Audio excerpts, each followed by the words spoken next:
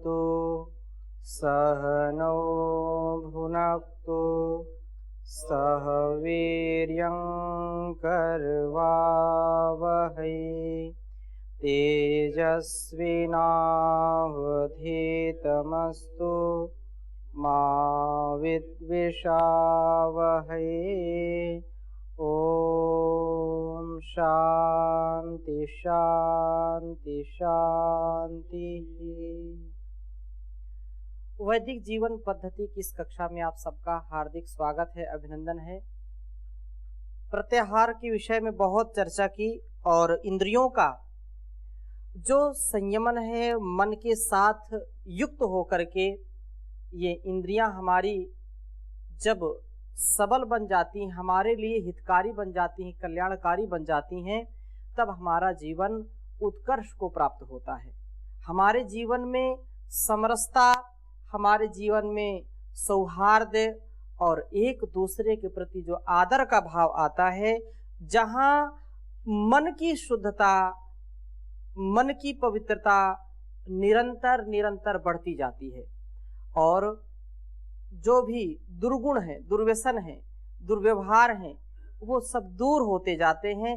तो ऐसा ये प्रत्याहार जिसको ऋषियों ने जिया है और हमारे लिए जिसका उपदेश दिया है, अष्टांग योग का यह जो प्रत्याहार अंग है, इसको धारण करके हम इस संसार के भवसागर के पार हो जाते हैं।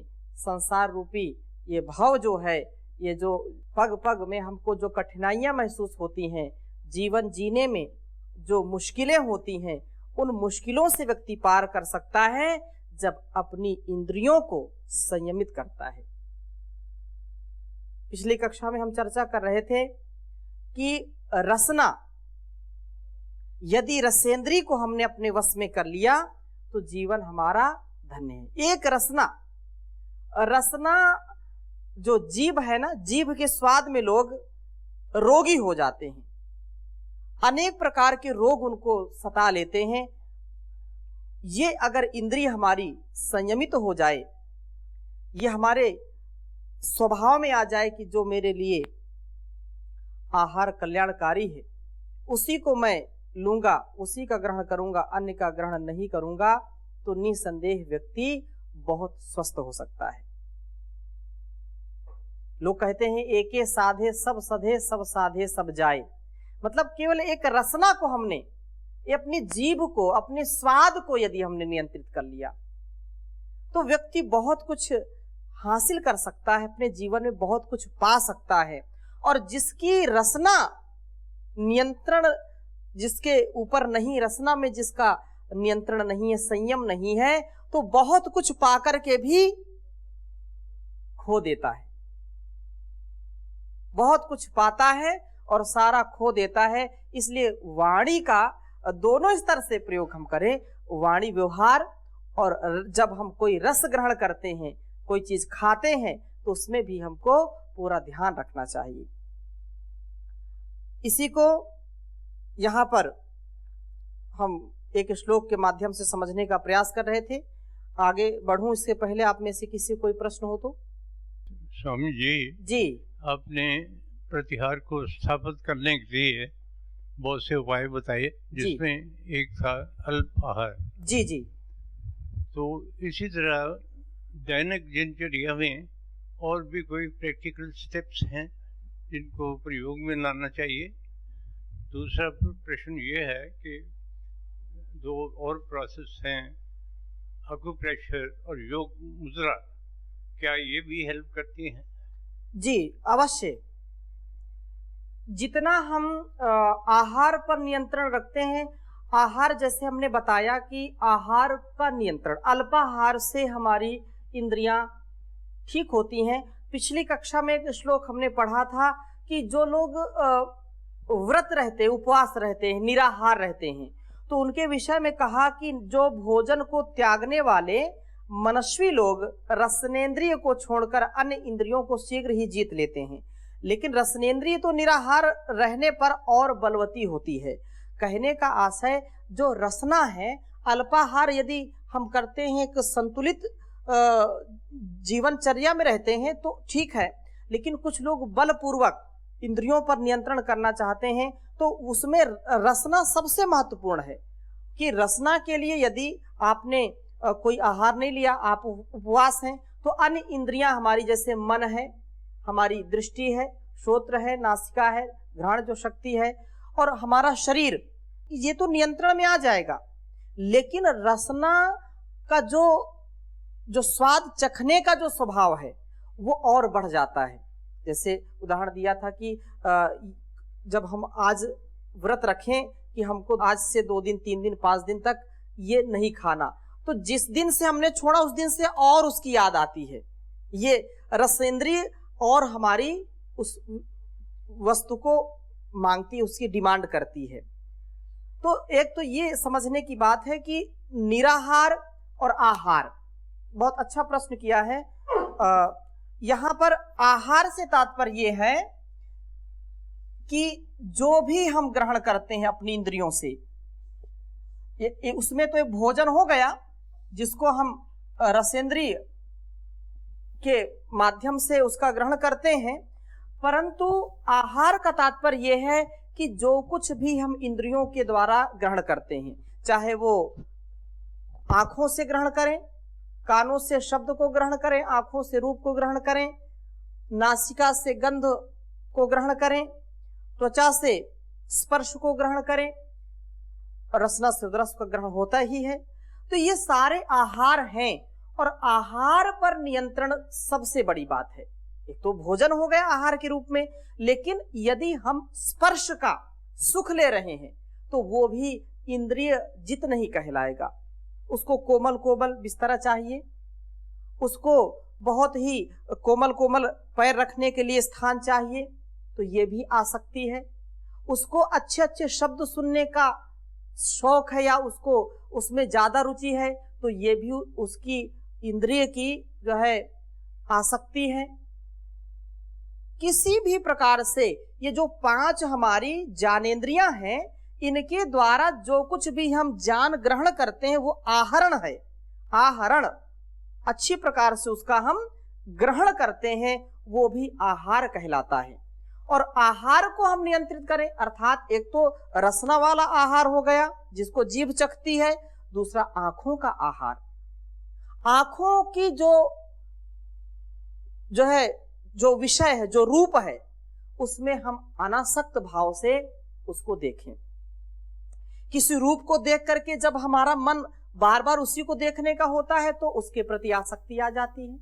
ये भी हमारी इंद्रियों की असंयमता है, ये असंयम है। हम उसको देखें कि ठीक है, ईश्वर ने इसको बनाया है, ईश्वर की ये व्यवस्था है।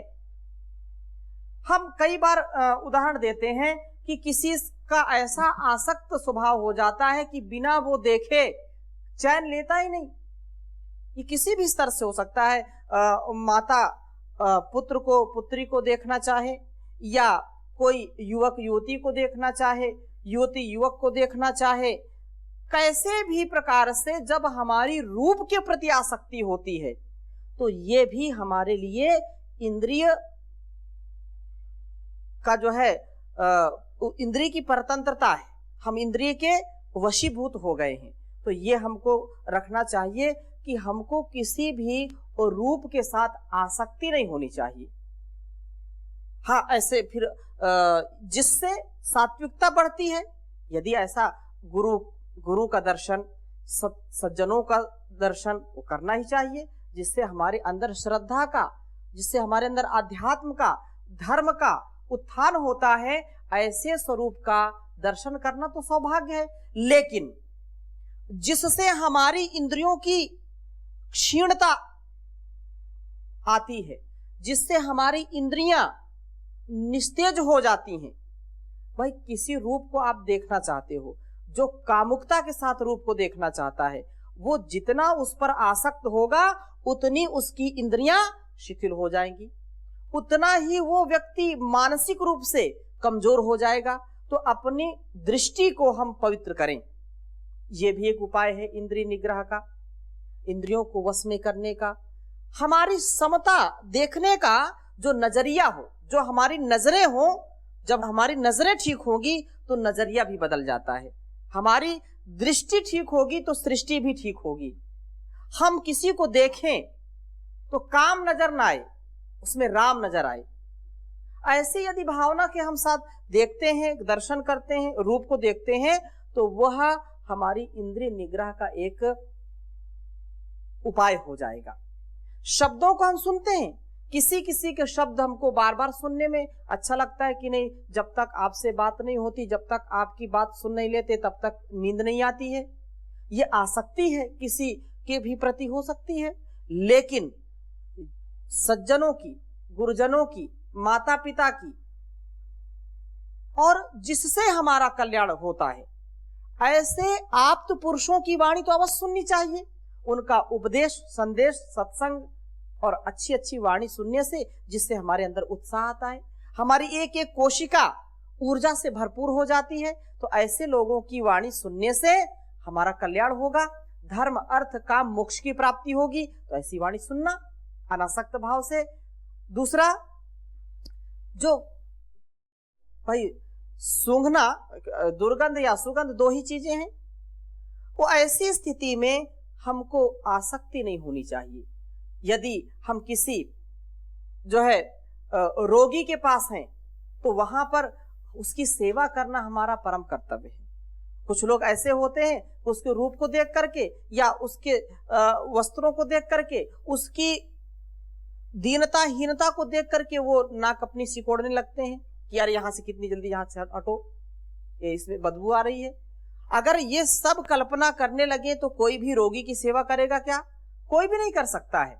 तो हम संयमित जीवन जिए। हमको जो मेरे लिए कल्याणकारी है और सबके लिए कल्याणकारी है, उन विषयों में अपनी इंद्रियों को संतुलित रखें। तो ये भी एक उपाय है। और यदि हम केवल ऐसे कोमल शैया पर ही सोना पसंद करते हैं तो निश्चित रूप से दुख का कारण हो सकता है। वो कभी ऐसी परिस्थिति भी आ सकती है कि वो शैया आपको ना मिले, वो गद्दे इतने अच्छे ना मिले, तो आपको यदि जमीन पर सोना पड़े तो भी कोई बात नहीं। इस दृष्टि से हम अपने इंद्रियों को रूप, रस, गंध, शब्द आदि ये जो भी स्पर्श आदि हैं, इनका नियंत्रण हम करते रहें। हम अपने इंद्रियों का संयमन करते रहें।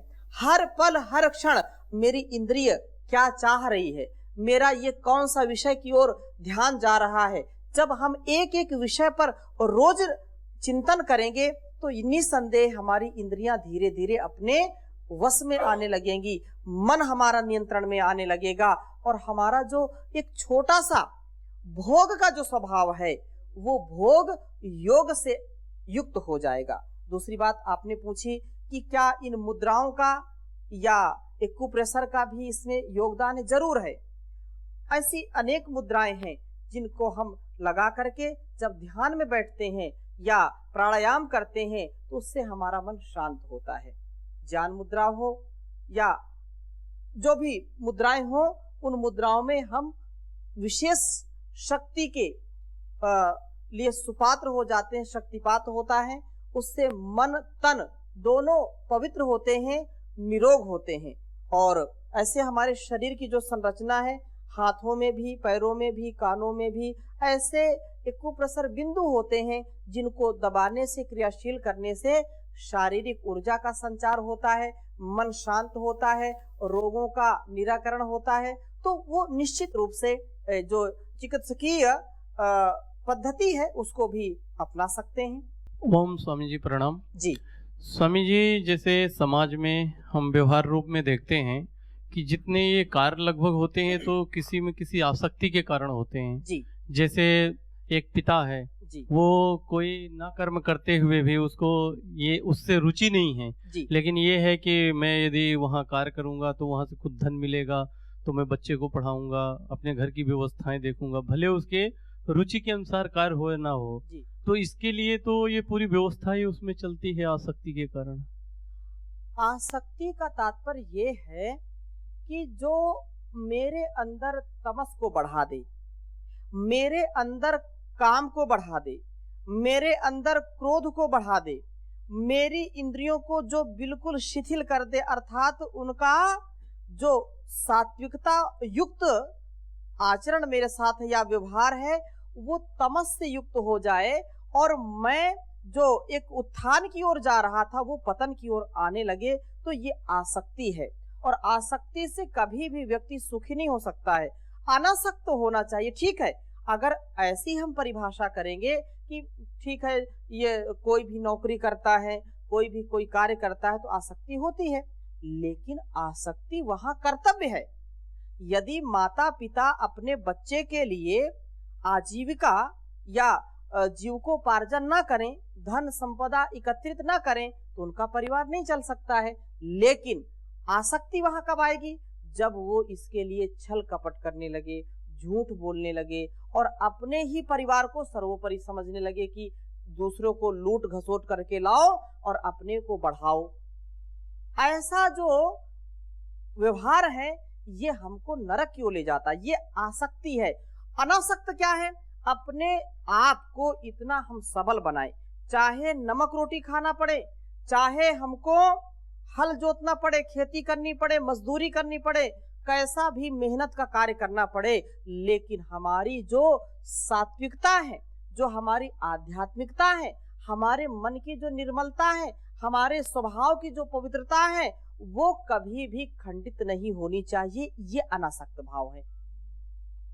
हमको उसको करते करते लाभ मिले हानि मिले, उसमें हमको दुखी सुखी नहीं होना। उसके लिए देखो कितने भी ऐसे लोग होते हैं जीवन में जो इतना साहस रखते हैं। एक जितना बड़ा व्यक्ति है, यहाँ जो नेता हो या अभिनेता हो, कोई भी हो, बिरले लोग ऐसे हैं।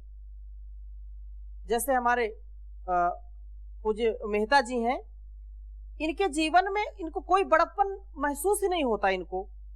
लेकिन कुछ लोग ऐसे होते हैं कि उनको इतने बड़े हो जाते हैं और इतना दिखावा भी करते हैं, उनको छोटी सी कोई असुविधा होती है तो उनको लगता है कि बहुत मामला गड़बड़ हो गया, उल्टा पुल्टा हो जाता है। एक गरीब व्यक्ति है, उसके अंदर इतनी सहनशीलता होती है, इतना विशाल हृदय होता है कि वह सारे गमों को सहता है, लेकिन कभी भी अधर्म नहीं करता है। ऐसे ही जितना व्यक्ति बढ़े, जितना बढ़ता रहे, ऐसा उसका स्वभाव होना चाहिए कि जैसे वृक्ष में जब फल आते हैं तो वह अपनी टहनियों को नीचे झुका देता है, दूसरों के लिए अर्पण कर देता है। ऐसा स्वभाव होना चाहिए। ये अनासक्त भाव है। आसक्ति क्या है? जितना मिल रहा है उतना और मिले, जितना मिल रहा है और वो बढ़ ही रहा है, फिर दूसरों को चाहे नीचे दबाना पड़े, कुचलना पड़े, लेकिन अपना कार्य सिद्ध होना चाहिए। अपने को अरबपति खरबपति बनाना, अपने को करोड़पति बनाना है, लखपति बनाना है, दूसरे चाहे खाकपति बन जाएं, ये आसक्ति है। लेकिन कर्तव्य करते करते, खून पसीने को एक करते करते, जो भी मेरे कर्तव्य से मिलता है मुझको, वो अनासक्त भाव से उसको स्वीकार करना। यही तो बात कही है कि कर्म तो करना है और उसमें अनासक्त। कर्म कैसा है? सात्विक होना चाहिए, वेदोक्त होना चाहिए, आत्मानुकूल आचरण होना चाहिए। ऐसा नहीं कि एक चोर भी पुरुषार्थ करता है, वो भी कर्म करता है, ठीक है, लेकिन वो कर्म वेदोक्त है, वेदानुकूल है, आत्मानुकूल है क्या? नहीं है।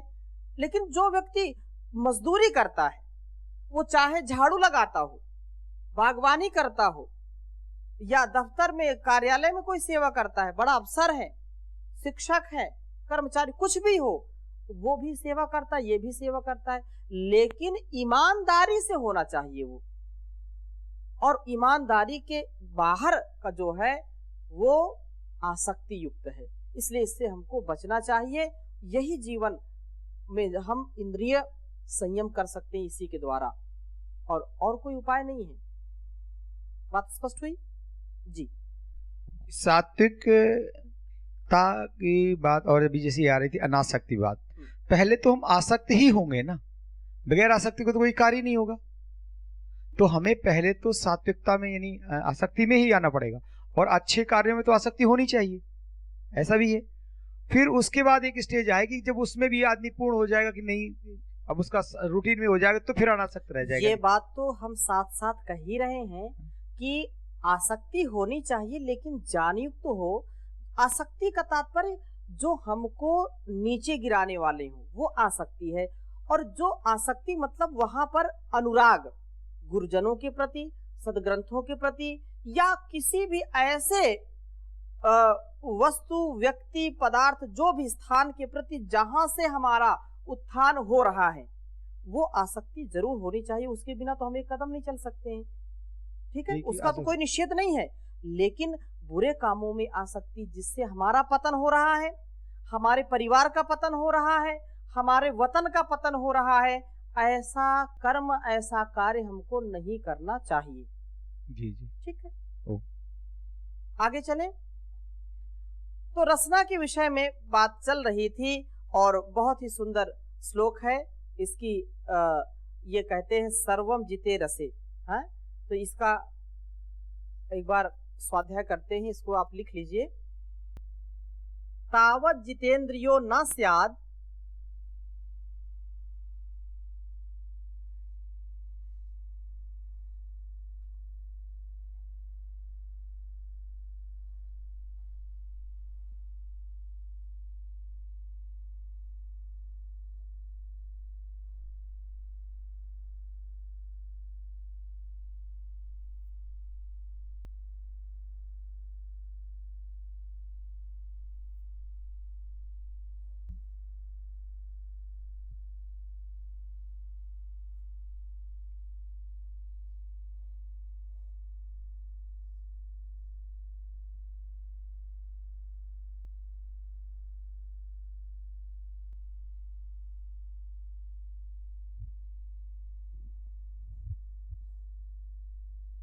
तावत जितेंद्रियो न स्याद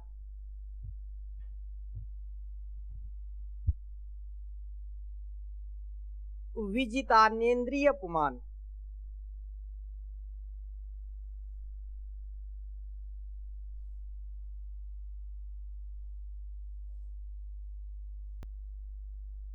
विजितानेन्द्रिय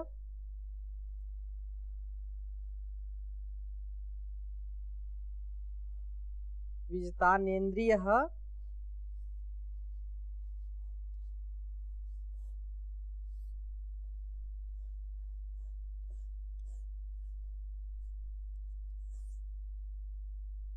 और आगे कहा ना जयद रसनम यावत जितम सर्वम जिते रसे।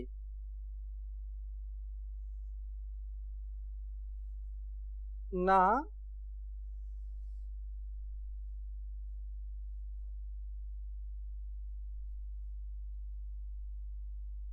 जयद रसम जयद रसनम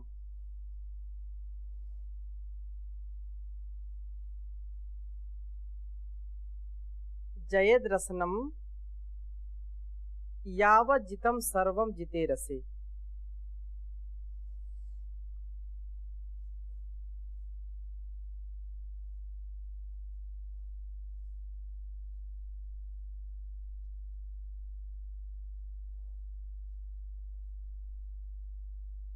यावत जितम सर्वम जिते रसे। सर्वम जिते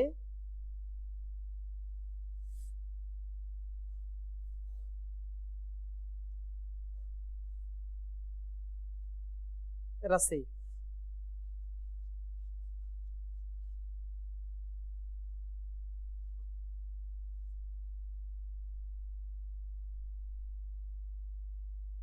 उच्चारण करेंगे। यावत जितेंद्रियो न स्याद विजितानेन्द्रियः न जयद रसनम यावत जितम सर्वम जिते रसे। यावत जितेंद्रियो न स्याद विजितानेन्द्रियः पुमान् न जयेद् रसनम यावज्जितं सर्वजितं रसे। ये जो सूक्ति है ये बहुत प्रसिद्ध है और ये बात कही यहाँ पर कि अन्य इंद्रियों पर विजय पा लेने वाला मनुष्य जब तक रसनेन्द्रिय को न जीत ले तब तक सच्चे अर्थों में जितेंद्रिय नहीं हो सकता है। जब तक व्यक्ति की रसेंद्रिय उसके नियंत्रण में नहीं आती है, रसना जब तक उसके नियंत्रण में नहीं आती है, तब तक अन्य इंद्रियां नियंत्रण में होने के बावजूद भी वो नियंत्रण में नहीं रहती हैं। उनका पूरा पूरा वो संयमन नहीं कर सकता है। वो अधिक भोजन करेगा तो ब्रह्मचर्य भी नहीं रह सकता, अधिक भोजन करेगा तो कार्य भी नहीं कर सकता है, अधिक भोजन करेगा तो दूसरों की सेवा भी नहीं कर सकता है, अधिक भोजन करेगा दूसरों के बीच में उसको सम्मान भी नहीं मिल सकता है। लोग बोलेंगे चटोरा है, और चटोरा जितना चटोरा होगा उतना कामचोरा होगा। तो चटोरा कामचोरा ये कभी भी योगी नहीं बन सकते हैं, कभी भी ब्रह्मचारी नहीं बन सकते हैं, कभी भी लोक में जो है प्रशंसा के पात्र नहीं बन सकते हैं। जहां भी जाएगा अरे तो चुटुर पुटुर खाता रहता है। तो जीभ से हम पूरे मजबूत बने, रसेंद्रिय को वश में रखें, क्योंकि रस को जीत लेने पर मानो सब जीत लिया जाता है। रस को जीत लिया तो समझो सबको जीत लिया। ये रस, बोले बड़ा रस ले रहा है भाई, ये बड़ा रसिया है, और दूसरे अर्थों में प्रयोग करते हैं। लेकिन इसके लिए भी है कि रस जो लेता है रसो वही सहा, और रस लेना है तो उस परम पिता परमेश्वर के भक्ति का रस लीजिए, और उसमें फिर जो हमको उत्थान मिलता है, जो हमारा विकास होता है, वो अति उत्तम होगा, सबसे अधिक होगा। तो इन्हीं शब्दों के साथ आज की कक्षा को यही विराम देते हैं। शेष चर्चा अगली कक्षा में करेंगे। ओम शांति शांति शांति।